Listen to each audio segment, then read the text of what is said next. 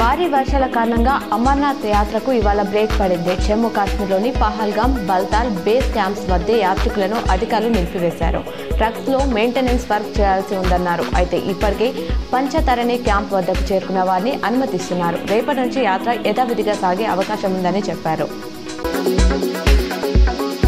వేల్పూర్ మండల కేంద్రంలో ఉద్రిక్తత నెలకొంది. మాజీ మంత్రి ప్రశాంత్ రెడ్డి ఇంటి ముందు కాంగ్రెస్ నేతలు నిరసన తెలిపారు. ప్రభుత్వ సంక్షేమ కార్యక్రమాలు అర్హులకు అందడం లేదని, ఎమ్మెల్యే అవాస్తవ ప్రచారం చేస్తున్నారని, చర్చకు రావాలని డిమాండ్ చేశారు.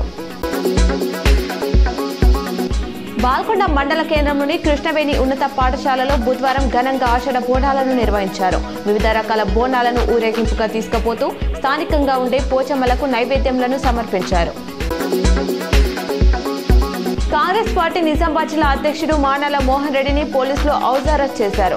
వేల్పూర్ మండల కేంద్రంలో నేడు ఆయన తలపెట్టిన కనువిప్పు కార్యక్రమం నేపథ్యంలో పోలీసు అధికారులు ఈ చర్యకు దిగారు. తీన్మార్ మల్లన్న తనపై చేసిన వ్యాఖ్యలపై బీఆర్ఎస్ ఇంకా స్పందించలేదని ఎమ్మెల్సీ కవిత విమర్శించారు. ఈ అంశాన్ని పార్టీ విజ్ఞతకే వదిలేస్తున్నట్లు మీడియా చిట్చాట్లో సంచలన వ్యాఖ్యలు చేశారు. బీసీ రిజర్వేషన్లపై ప్రభుత్వం ఆర్డినెన్స్ సరైందేనన్నారు. దీన్ని బీఆర్ఎస్ నేతలు వ్యతిరేకించడం తప్పన్నారు.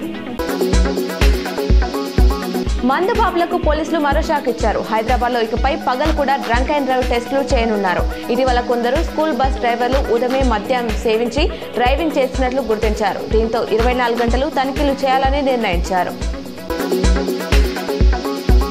తెలంగాణ సరిహద్దులో ఉన్న 14 గ్రామాలను తమ రాష్ట్రంలో విలీనం చేయనున్నట్లు మహారాష్ట్ర మంత్రి చంద్రశేఖర్ బావన్కులే తెలిపారు.